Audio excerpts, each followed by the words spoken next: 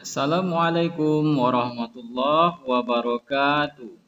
Apa kabar anak-anak Ustadz? Semoga anak-anak Ustadz dalam keadaan sehat walafiat. Kembali lagi ya berjumpa pada pelajaran pendidikan lingkungan hidup.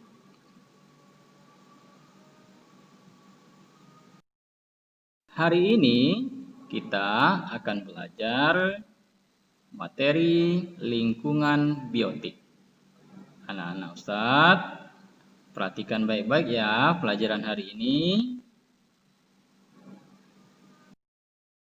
Lingkungan biotik yaitu lingkungan yang terdiri dari makhluk hidup, di mana lingkungan biotik ini meliputi semua makhluk hidup yang terdapat di bumi ini, yaitu manusia, hewan, tumbuhan, hingga makhluk-makhluk hidup kecil seperti mikroba. Nah, anak-anak Ustadz pasti sudah melihat dan menyaksikan di sekeliling anak-anak Ustadz semuanya.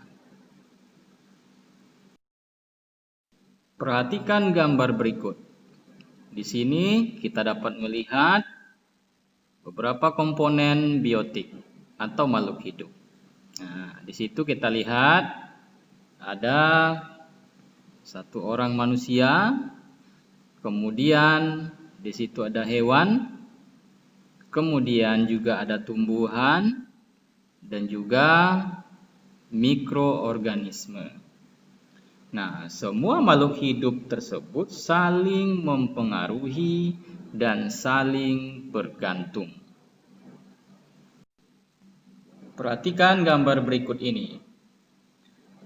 Dari gambar-gambar ini, kita jadi tahu bahwa makhluk hidup yang satu memang bergantung terhadap makhluk hidup yang lain demi bertahan hidup.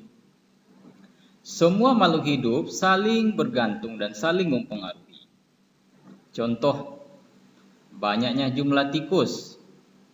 Ini sangat berpengaruh terhadap jumlah padi dan ular. Nah, kepunahan salah satu jenis makhluk hidup pada gambar ini dapat mengakibatkan pengaruh yang sangat besar pula pada makhluk hidup yang lain. Nah, kita lihat ketergantungan antar makhluk hidup dalam sebuah rantai makanan.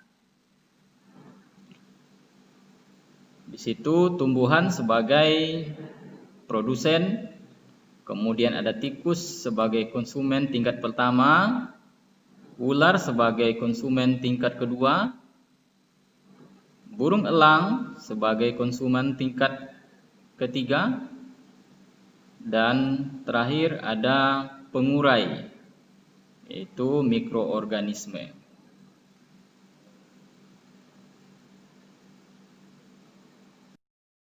Lingkungan biotik terdiri atas tingkatan-tingkatan makhluk hidup, yaitu berupa ada individu, populasi, komunitas, dan ekosistem. Mari kita bahas satu persatu. Individu. Individu itu merupakan makhluk hidup tunggal. Satu.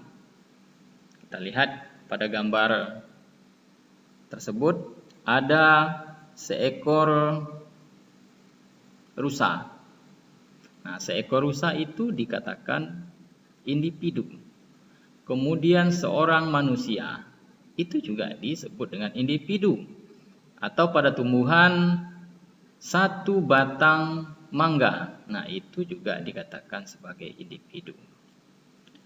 Nah, makhluk hidup itu memiliki cara untuk mempertahankan hidupnya. Karena itu, setiap makhluk hidup diberi kemampuan untuk mempertahankan diri. Sebagai contoh, bebek yang memang lebih banyak mencari makanan di air itu diberi kemampuan untuk mencari makan di air. Contoh, dia memiliki selaput pada kakinya yang digunakan untuk berjalan di atas lumpur, kemudian juga untuk mendayung ketika dia berenang. Kemudian kita lihat populasi. Apa yang dimaksud dengan populasi? Nah, populasi itu merupakan kumpulan individu sejenis yang hidup pada suatu tempat dan waktu yang sama. Nah, pada gambar ini kita lihat ada sekumpulan individu-individu rusa. Nah, ini merupakan populasi rusa. Contoh lain, kumpulan dari kerbau itu disebut dengan populasi kerbau. Atau sekelompok manusia itu disebut dengan populasi manusia. Atau pada contoh lain, di kebun pisang contohnya. Nah, itu merupakan populasi pisang. Sekarang anak Ustaz paham apa yang dimaksud dengan populasi? Nah, sekarang kita lihat komunitas.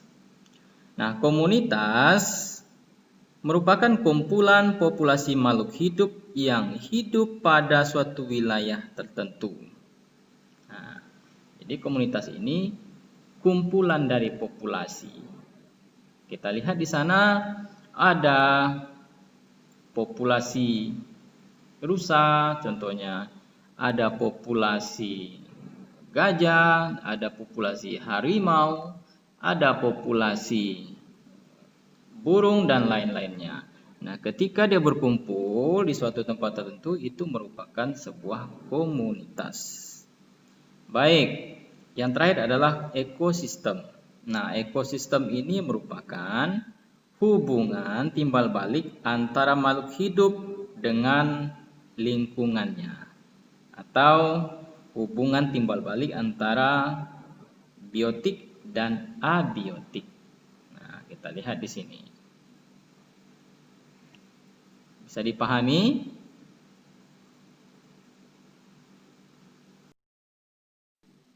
Untuk menambah wawasan anak Ustadz, silakan anak Ustadz buka buku lain, kemudian sumber-sumber lain yang berhubungan dengan pelajaran kita hari ini.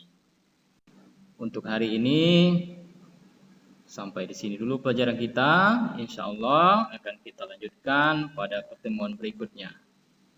Akhirnya Ustadz sudahi. Assalamualaikum warahmatullahi wabarakatuh.